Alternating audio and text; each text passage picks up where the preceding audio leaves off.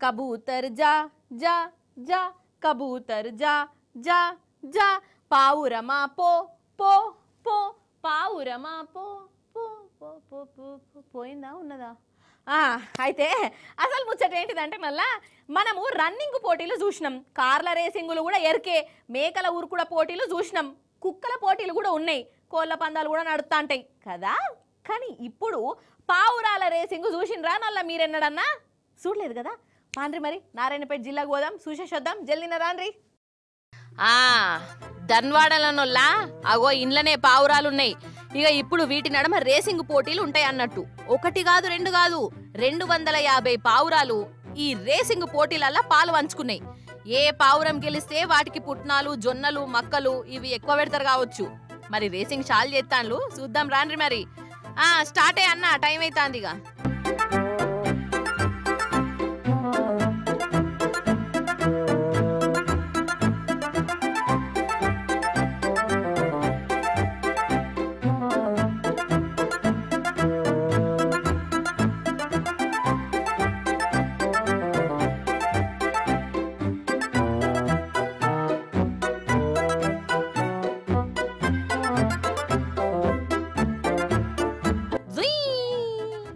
అబ్బరే బిడ్డ ఏకదమ్ మీదికి పోయినాయి కదా. అగో మొగుల మీదికి ఎగురుకుంటా ఎగురుకుంటా మాయమైపోయినాయి. మళ్ళొస్తే ఏం పరిశాన్ కాకుర్రి, మళ్ళొస్తే ఏం పరిశాన్ కాకుండ్రి. వాటికంతా తెలుసు.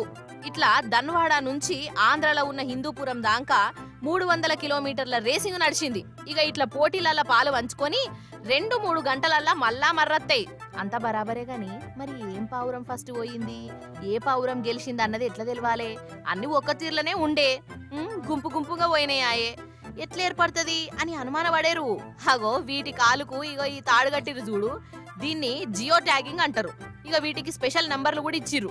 ఇక ఈ ట్యాగింగ్ తోని దీని రేసింగ్ కథ అంతా తెలిసిపోతుంది అన్నట్టు ఈ రేసింగ్ పోటీలకు గెలిచిన పావురాలకు బయట బాగా డిమాండ్ ఉన్నదట. నువ్వు గెలిచిన వాటికి లచ్చలకు లచ్చల రూపాయలు పెట్టి మరీ కొంచెం పోతారట.